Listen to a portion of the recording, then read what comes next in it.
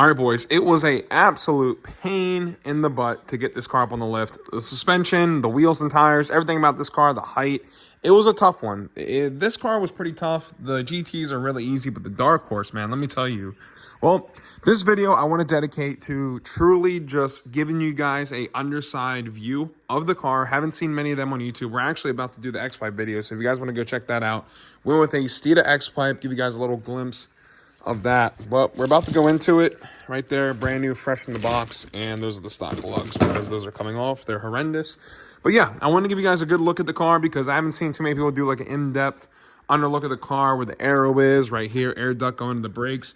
This did get a little bent up. I think that was from transport, maybe going on the truck or something, because obviously my front lip would have definitely been hit or something, but you know, the front lip isn't on in transport. Obviously they leave that in the car. Well, thank God it wasn't the car, because if something took a nice fat chunk out of that, I couldn't imagine what it would do to the front lip. But take a look under the car. So the major differences I could tell you is a lot more aerodynamics. I can see a lot more of these for airflow. The GTs, the Shelbys do not have that. So this is the first. The GTs and Shelbys do have this, I've seen. They do have some air ducts like that, but this body panel like this is a new one, different type of material, I can tell you that. Like, that feels pretty solid. A lot of good materials all the way through the car. More fins, obviously, on this side to direct airflow. And then you can see right here. One thing I did notice, metal oil pan, not plastic anymore. I was kind of surprised about that. I don't know if this is all for S650s and a metal drain plug, which is kind of cool. Because, you know, on Apollo, we've been through maybe 3 drain plugs now over on that car because the plastic ones suck.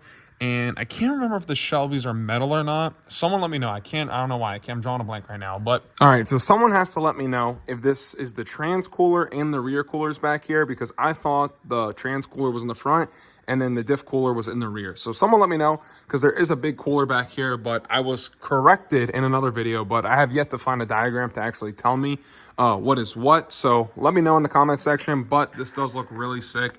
Give you guys a nice look up in there. Tips look really good. Exhaust looks really sturdy. Suspension all around kind of reminds me of the Shelbys.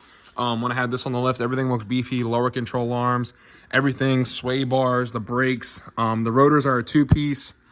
I think this is a 4-piston, but I want to say 6-piston for the rear, so I'm not too sure.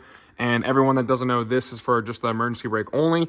And yeah, take a look at that vertical link. It's like a little stubby vertical link, but it looks really thick. It's a nice one. It looks pretty good. You can see all around here they had a nice location to hook up the rear diffuser. Ford did work a lot more on this car for aerodynamics. I showed you guys that in the beginning with all the fins going up there, but this is all new, all carpet. Shelby does not have that, I don't believe. I can't remember if it's under there, but when I was feeling under this car, when I was trying to find the 2 points, this is where I always jack it up from, those 2 bolts, and I use a puck. But usually I have the jacking rails, so that's usually not an issue, but this is a brand new car, so I've yet to do that. And yeah, give you guys a good look of underneath of everything. This is pretty cool. Someone let me know, because I always thought the trans cooler was right here.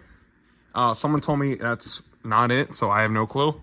But you can see on this side they have nothing, so Ford did close this vent up. They just didn't leave it. So it's actually, they did really work on this car hard aerodynamic-wise.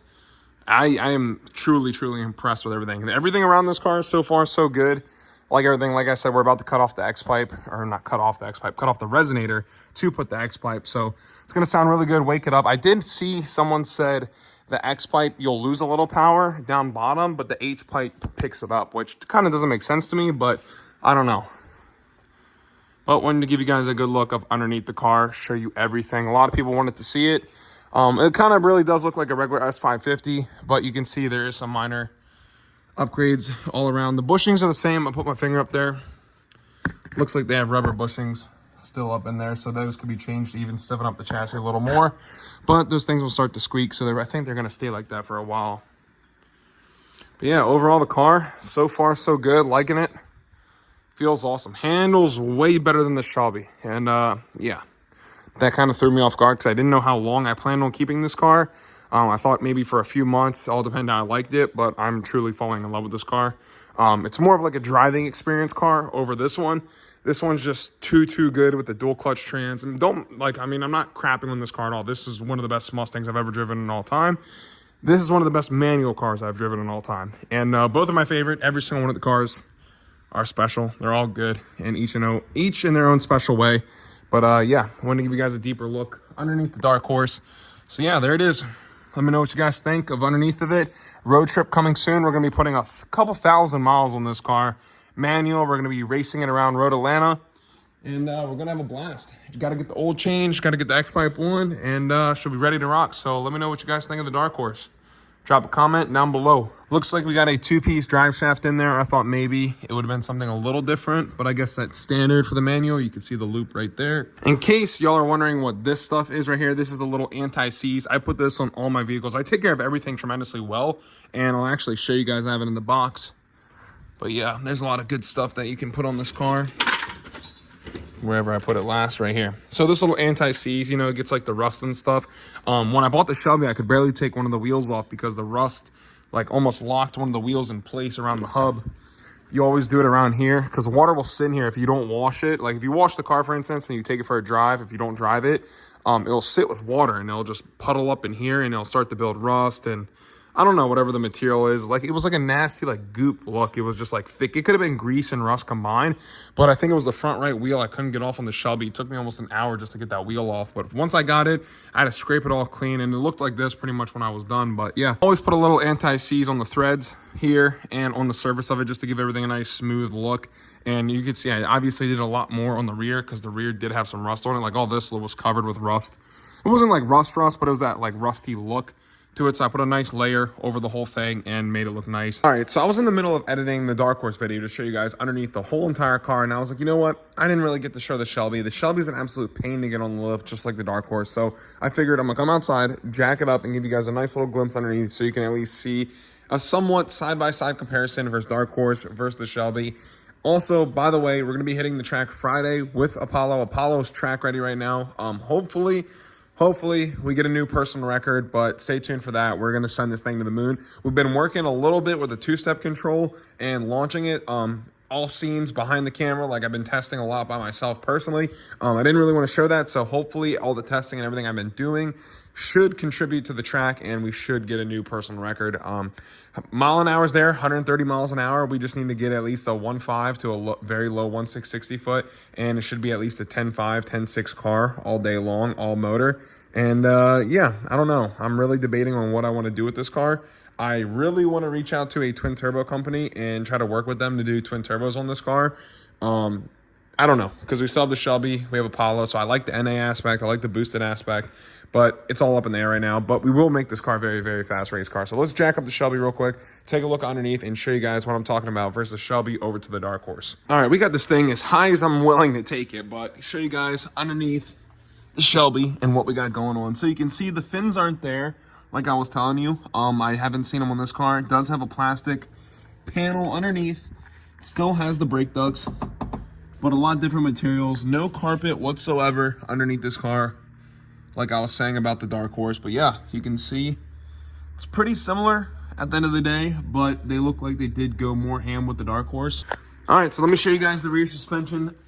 Lay down, show you guys what I'm talking about right there. See how thick that lower control arm is? It's exactly just like the Dark Horse, and the vertical link is totally the same from the Dark Horse over to the Shelby. But yeah, this one doesn't have the body panels underneath like I just showed you. It has the plastic one up front. Suspension is relatively the same just from like by the looks of it, but the brakes on the Shelby are so much bigger up front. I didn't actually realize how big they were until I got the Dark Horse next to it, because I thought they were the exact same brakes.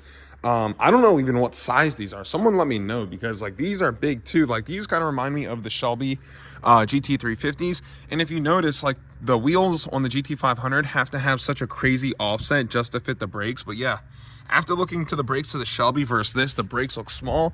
But yes, you can sacrifice a little bit of braking with this car compared to the Shelby, just because the Shelby is a lot heavier with the supercharger, everything like that. I'm sure the car is at least 400 pounds, 500 pounds heavier. And then you can see up close for the rears of the Dark Horse. The rear brakes are awesome. I mean, this car stops phenomenal.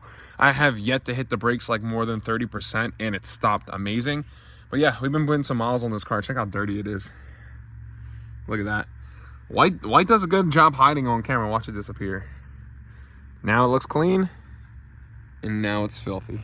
absolutely disgusting. But this car is about to see a massive road trip like I showed in the beginning of today's video. Make sure you guys check it all out, all the dates. Follow me on Instagram. Please hit that subscribe button. Let's get this channel to 100K as fast as possible. I'm doing this for you guys, so please come out to the tour. If you guys want to check out the dark horse, come check it out. Come see the inside of it. Come check out the motor and stuff like that. And we're going to be racing this at Atlanta Motor Speedway. I believe that's the name of the track's called. It's like a full-blown road course. It's a badass thing. Also, when we get to Atlanta, I'm going to have to buy some new rear wheels and tires because they do have a drift track, and if they let me drift it, I'm going to be testing out the drift brake, and we're going to be seeing what this car is capable of drifting-wise. I know nothing about drifting besides floor it, turn the wheel, correct it, and throttle the gas. So we're going to see what I can do with the dark horse, and I plan on learning how to drive this car like an absolute animal. So I'm going to show you guys what I can do, and yeah, make sure to hit that subscribe button, road to 100K, boys, and I'll catch you on the tour. Deuces. Everybody waiting for the come up. I ain't sharing one thing. Yeah, I'ma keep on working till the sun up, till I get my rollie in my chain. Yeah, doubt in my life when I dropped out of class and fuck you to college. They scamming your ass and you don't even know what the fuck you there for. Government made you the puppet, you know. Ain't nobody gonna tell you, but the only ones that stay on woke. Yeah, please wear your mask, they gon' save you. Stupid motherfucker, that's a joke. Yeah, once